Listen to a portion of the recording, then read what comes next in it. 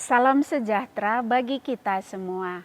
Saudara-saudari yang terkasih dalam Kristus, kita berjumpa lagi dalam Inspirasi Sabda bagi Keluarga. Hari ini, Rabu 11 Agustus 2021, bacaan dan renungan kita dari Injil Matius bab 18 ayat 15 sampai 20. Sekali peristiwa, Yesus bersabda kepada murid-muridnya, "Apabila saudaramu berbuat dosa, tegurlah dia di bawah 4 mata. Jika ia mendengarkan nasihatmu, engkau telah mendapatkan kembali. Jika ia tidak mendengarkan dikau, bawalah seorang atau 2 orang lain, supaya atas keterangan 2 atau 3 orang saksi, perkara itu tidak disangsikan. Jika ia tidak mau mendengarkan mereka, sampaikanlah soalnya kepada jemaat. Dan jika ia tidak mau juga mendengarkan jemaat, pandanglah ia sebagai orang yang tidak mengenal Allah, atau seorang pemungut cukai. Aku berkata kepadamu, sungguh, apa yang kalian ikat di dunia ini akan terikat di surga. Dan lagi, aku berkata kepadamu, jika 2 orang di antaramu di dunia ini sepakat meminta apapun, permintaan mereka itu akan dikabulkan oleh Bapa-Ku yang di surga. Sebab di mana ada 2 atau 3 orang berkumpul demi nama-Ku, Aku hadir di tengah-tengah mereka." Demikianlah sabda Tuhan.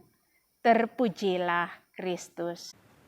Saudara-saudari yang terkasih, saya ingat suatu ketika di masa lalu, ketika saya bercerita dengan teman saya si A, ia mengatakan bahwa teman kami si Z kecewa dan sakit hati pada saya, dan ia tidak mau berbicara dengan saya.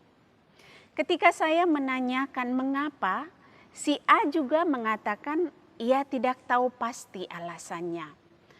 Keesokan harinya, ketika saya bercerita dengan teman saya si B, ia juga mengatakan bahwa si Z sakit hati dan kecewa pada saya, serta tidak mau lagi berbicara dengan saya. Di hari berikutnya, ketika saya berjumpa dan bercerita dengan si C, ia juga mengatakan hal yang sama. Saya bingung, karena saya tidak tahu pasti apa yang membuat si Z yang tadinya begitu dekat dengan saya, tiba-tiba membatasi diri. Dan bahkan kepada mereka itu ia katakan, ia tidak mau berbicara dengan saya. Dan bukan hanya mereka bertiga, karena ternyata di lingkungan kami, di lingkup kami tinggal, sudah begitu banyak orang yang tahu bahwa si Z sakit hati pada saya dan tidak mau bicara dengan saya. Sementara saya sendiri tetap tidak tahu apa yang menjadi masalahnya. Saudara-saudariku, kita harus mengakui bahwa sebagai manusia yang lemah, sering sekali di dalam berelasi dengan sesama, kita berbuat kesalahan. Bahkan kadang kita jatuh ke dalam dosa. Untuk itulah kita membutuhkan saudara dan sesama yang bisa membantu kita, menyadarkan kita, memperlihatkan bahwa kita telah jatuh ke dalam dosa. Namun, seperti yang Yesus katakan di dalam Injil hari ini, ketika kita menemukan bahwa seorang di antara saudara kita jatuh ke dalam dosa, maka hendaknya kita menegur dia secara empat mata. Kita harus berbicara langsung dengan dia. Berbicara hati ke hati dengan dia. Memberikan koreksi terhadap dia. Bukan mengatakan kesalahannya terhadap orang lain terlebih dahulu. Di dalam Injil hari ini tadi Yesus mengatakan, jikalau seorang di antara saudaramu jatuh ke dalam dosa, tegurlah ia secara empat mata. Jika teguran kita tidak berarti bagi saudara kita itu, barulah kita melangkah pada tahap yang selanjutnya, yaitu memanggil satu atau dua orang lain untuk duduk bersama dan memberikan teguran persaudaraan. Mengapa demikian? Karena kesaksian 2 atau 3 orang memiliki kekuatan yang lebih akurat. Kesaksian 2 atau 3 orang tidak akan diragukan lagi. Seandainya peringatan yang seperti itu juga tidak menyadarkan saudara yang bersalah tadi, maka kita bisa masuk ke dalam langkah yang ketiga, yakni mencari waktu untuk duduk bersama sebagai satu komunitas persaudaraan atau sebagai satu komunitas jemaat dan memberikan teguran bersama kepadanya. Jika teguran yang diberikan secara bersama di dalam komunitas juga tidak menyadarkan saudara yang berbuat dosa itu tadi, maka sebaiknya saudara itu dikeluarkan dari komunitas, dikeluarkan dari perkumpulan bersama, dan dianggap sebagai pribadi yang tidak mengenal Allah atau orang berdosa. Saudara-saudariku, Yesus sungguh tidak menginginkan langkah yang keempat ini terjadi.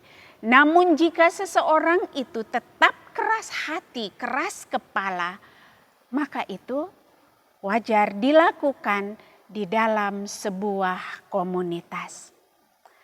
Saudara-saudari yang terkasih, inilah tahapan-tahapan yang diajarkan oleh Yesus kepada kita dalam memberi teguran atau koreksi terhadap sesama kita yang berbuat salah atau berbuat dosa. Karena itu, melalui pengajaran yang disampaikan oleh Yesus pada hari ini, semoga kita semua menjadi mengoreksi diri kita masing-masing. Seperti apakah kita ketika menegur sesama kita selama ini?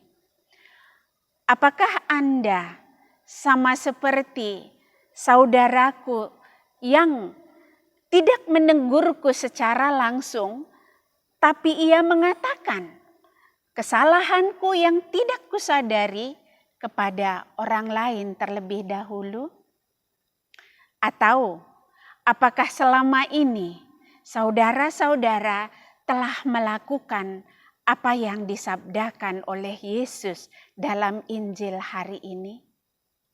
Saudara-saudariku, di dalam keluarga kita juga hendaknya kita melakukan apa yang diajarkan oleh Yesus dalam Injil hari ini. Jika ada anggota keluarga yang melakukan kesalahan, mungkin anak, mungkin suami, mungkin istri, atau siapapun anggota keluarga kita yang melakukan kesalahan, tegurlah ia secara empat mata. Tegurlah ia dari hati ke hati.